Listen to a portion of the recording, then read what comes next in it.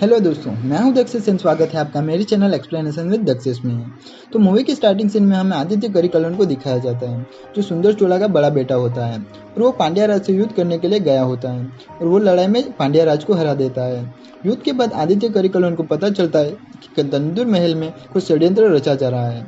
तो इस बात के पता करने के लिए आदित्य अपने खास मित्र वल्लभ राय को वहाँ भेजता है और उसे कहता है कि वहाँ पे जो भी खबर हो वो मेरे पिता सुंदर चोला और मेरी बहन कुंडवी तक पहुँचा देना है। तो आदित्य करिकलन का आदेश मानते हुए वल्लभ राय कुंदूर महल पहुंच जाता है और काफी मुश्किलों के बाद वो वल्लभ राय कंदूर महल तक पहुंच जाता है। तो रात में उस महल में काफी सारे मंत्रियों की बैठक होती है और वल्लभ राय उनकी बातें चुपके से सुन लेता है, जहाँ पे यह तय हो रहा था कि तंजौर का सिंहासन किसे मिलना चाहिए, क्योंकि राजा सुंदर चोला अपने बड़े बेटे आदित्य करिकलन को उस सिंहासन पर बिठाना चाहता है। पर पदवीधर रायन को यह मानना था कि उस सिंहासन का असली हकदार कंदन आदित्य का बेटा मधुसूदन है और उस बैठक में मधुसूदन खुद आकर अपनी बात रखता है सभी मंत्रियों के सामने और सभी मंत्री उसका साथ देने के लिए तैयार हो जाते हैं। अब ये बात सुंदर चोला को बताने के लिए वल्लभ राय तंजौर के लिए निकल जाता है।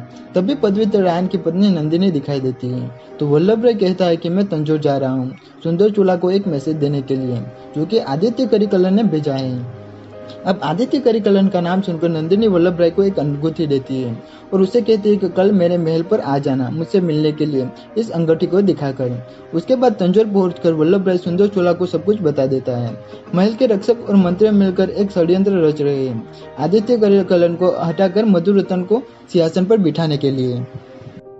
सुंदर चोला तक ये मैसेज पहुंचाने के बाद वल्लभ राय जाता है नंदिनी के कक्ष में सेनापतियों से बचते हुए। वह नंदिनी से कहता है कि वो अब कुंडवी से मिलने जा रहा है। वो आदित्य करिकलन ने मुझे एक चिट्ठी दी थी जो मुझे कुंडवी तक पहुंचाना है। तो उस चिट्ठी को नंदिनी पढ़ती है और वल्लभ राय से कहती है कि कुंडवी इस चिट्ठी का जो भी उत्तर दे वो तुम सबसे पहले आकर मुझे बताओ। तो इन दोनों के बीच में ये डील हो जाती है और पदवीधर रायन के नंदिनी के कक्ष में आने से पहले नंदिनी वल्लभ राय को एक खुफिया रास्ते से महल पर बाहर निकाल देती है। इसके बाद वल्लभ राय महल पुल के लिए निकल जाता है जहाँ पर कुंडवी थी। तो कुंडवी से मिलकर वल्लभ राय सब कुछ बता देता है।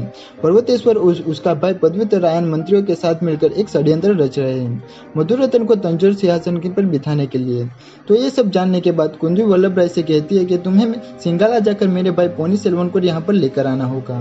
तो अब कुंडवी के आदेश पर आते हुए वल्लभ राय निकल जाता है सिंगाला के लिए। तो सिंगाला में पोनी सेल्वन आए थे वहाँ के राजा महेंद्र से युद्ध करने के लिए और उस युद्ध में वो जीत जाते हैं। दूसरी तरफ कुंडवी आई थी तंजौर अपने पिता से सारा सच बताने के लिए राज्य के अंदर क्या षड्यंत्र चल रहा है।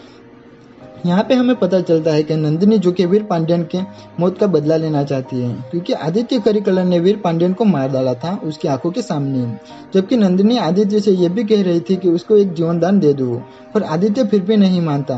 यहाँ हमें पता चलता है कि आदित्य नंदिनी से प्यार करता था, बल्कि दोनों एक दूसरे से प्यार करते थे, लेकिन पता नहीं क्यों नंदिनी एक दिन गायब हो गई। उसके बाद कई सालों के बाद आदित्य को दिखाई दी, वो भी वीर पांड्यन के साथ, और आदित्य उसी दिन वीर पांड्यन को मार देता है नंदिनी के सामने। तो इस बात का बदला लेने के लिए नंदिनी आदित्य से बदला लेना चाहती थी, इसलिए वो अपने चाल चलते हुए पदवीधर रायन का इस्तेमाल करती है। तो पदवीधर रायन सुंदर चोला को जाकर कहता है कि आपके दोनों बेटे सिंहासन के लिए लड़ाई कर रहे थे।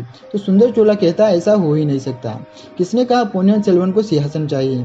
तो पदवीधर रायन कहता है कि यह बात झूठी भी हो सकती है, पर अगर आप सच जानना चाहते हो तो पोनियन सेल्वन को यहाँ पर बुलाना होगा और अगर वो खुद आदित्य करिकलन को राजा घोषित कर दे तो सब कुछ ठीक हो जाएगा। तो सुंदर चोला इस बात के लिए रेडी हो जाता है। कुंडवी को पदवीधर रायन पे शक था, इसलिए कुंडवी अपने पिता सुंदर चोला से कहती है मुझे थोड़ा शक हो रहा है। सुंदर चोला कहता है कि तुम बस आदित्य करिकलन को यहाँ पर लेकर आओ और मेरे दोनों बेटों को यहाँ पर आने के बाद मैं सब कुछ देख लूंगा। तब वल्लभ राय भी सिंगाला पहुंच चुका था और वो पोनियन सेल्वन से मिलकर उन्हें वो चिट्ठी देता है जो कि कुंडवी ने उसे देने के लिए कही थी। उस चिट्ठी के अंदर एक सीक्रेट मैसेज था जो कि पोनियन सेल्वन पढ़ लेता है। उसके बाद वल्लभ रायन और पोनियन सेल्वन कहीं जा रहे थे, तभी वीर पांड्यन के लोग उन पर हमला कर देते हैं और इन दोनों को जाल में फेंक कर बंदी बना लेते हैं। तभी एक लेडी हाथी पर आकर बैठकर उनकी मदद करती है और इन दोनों को बचा लेती है। यहाँ पे पोनियन सेल्वन का नाम अलून मोजी होता है, लेकिन बचपन में नाव से गलती से पानी में नदी में गिर जाने के बाद माँ पोनी उन्हें बचा लेती है और तब से उसका नाम पोनियन सेल्वन कहा जाता है। लेकिन पोनियन सेल्वन वल्लभ राय को बचाते हुए बताते हैं कि आज जिस लेडी ने उन्हें बचाया था उसी लेडी ने पोनी नदी में भी आकर उसे बचाया था, और पोनियन सेल्वन को यह नहीं मालूम था कि ये लेडी आखिर है कौन। और वो हर बार आकर उसे कैसे बचा लेती है। यहाँ पर सुंदर चोला के कहने पर कुंदवी आदित्य करिकलन को अपने साथ तंजोर लेने के लिए आई होती है, पर आदित्य करिकलन साफ मना कर देता है तंजोर आने के लिए और कहता है जब तक वहाँ पर नंदिनी है मैं वहाँ अपना कदम वहाँ पर नहीं रखूंगा वहाँ पर, और कहता है कि तुम पिताजी और पोन्नियन सेल्वन को यहाँ पर लेकर आओ, बाकी का सब मैं देख लूंगा। तभी कुंदवी कहती है कि पोन्नियन सेल्वन यहाँ नहीं आएगा, वो तंजोर ही जाएगा, क्योंकि महाराज के कहने पर युजवेंद्र रायन की सेना उसे बंदी बनाकर लेकर जाने के लिए पहुंच चुकी है और अब तक पद्मित्र रायन की सेना सिंगाला पहुंच चुकी थी पोन्नियन सेल्वन को बंदी बनाकर लाने के लिए। और जैसे ही ये बात पूर्णिमा को पता चलती है, पूर्णिमा एक नाव चलाने वाली लड़की है, तो वो तुरंत आकर पोन्नियन सेल्वन को बता देती है कि चोला सेना आपको बंदी बनाकर लेकर जाने के लिए आ गई है। तो पोन्नियन सेल्वन जो कि काफी आज्ञाकारी है, वो महाराज के निर्णय का अपमान नहीं कर सकते, तो वो उन्हीं के साथ जाने के लिए रेडी हो जाता है। तो वो एक योजना बनाता है, वो अपने राजा की वेशभूषा वल्लभ रायन को दे देते हैं और खुद पूर्णिमा के साथ निकल जाते हैं नदी पार करने के लिए। वहीं पर नदी के किनारे वीर पांड्यन के लोग चोला सेना को खत्म कर देते हैं और पोन्नियन सेल्वन को पकड़ने के लिए जाते हैं, पर पोन्नियन सेल्वन पहले ही नदी के ओर निकल चुके थे पूर्णिमा के साथ। तो लोग वल्लभ रायन को पोन्नियन सेल्वन समझकर पकड़ लेते हैं, क्योंकि वल्लभ रायन ने राजा की वेशभूषा पहनी थी। पर वीर पांड्यन का सेनापति नाव को वापस मोड़ता है, क्योंकि उसे पता चल गया था कि उसने गलत इंसान को पकड़ लिया था और वल्लभ रायन को बचाने के लिए पोन्नियन सेल्वन जरूर आएगा, इसलिए वो नाव को वापस मोड़ता है किनारे की ओर। और अब तक पोन्नियन सेल्वन भी पूर्णिमा के साथ नदी के किनारे पहुंच चुका था और वो देख लेता है कि वीर पांड्यन के लोगों ने वल्लभ रायन को बंदी बनाकर रखा हुआ है। तो वल्लभ रायन को छुड़ाने के लिए वो जाता है उनकी नाव के ऊपर और वीर पांड्यन के काफी सारे लोगों को मारकर वल्लभ रायन को छुड़ा लेता है। पर तभी नाव के ऊपर और ज्यादा लोग आने लगते हैं, तो वल्लभ राय और पोन्नियन सेल्वन मिलकर उन सभी को मारने लगती है और उसी समय पर तूफान और बारिश की वजह से तेज हो रही थी और उसी वजह से उसकी नाव टूटने लगती है और नाव के साथ वल्लभ रायन और पोन्नियन सेल्वन दोनों पानी में डूब जाते हैं।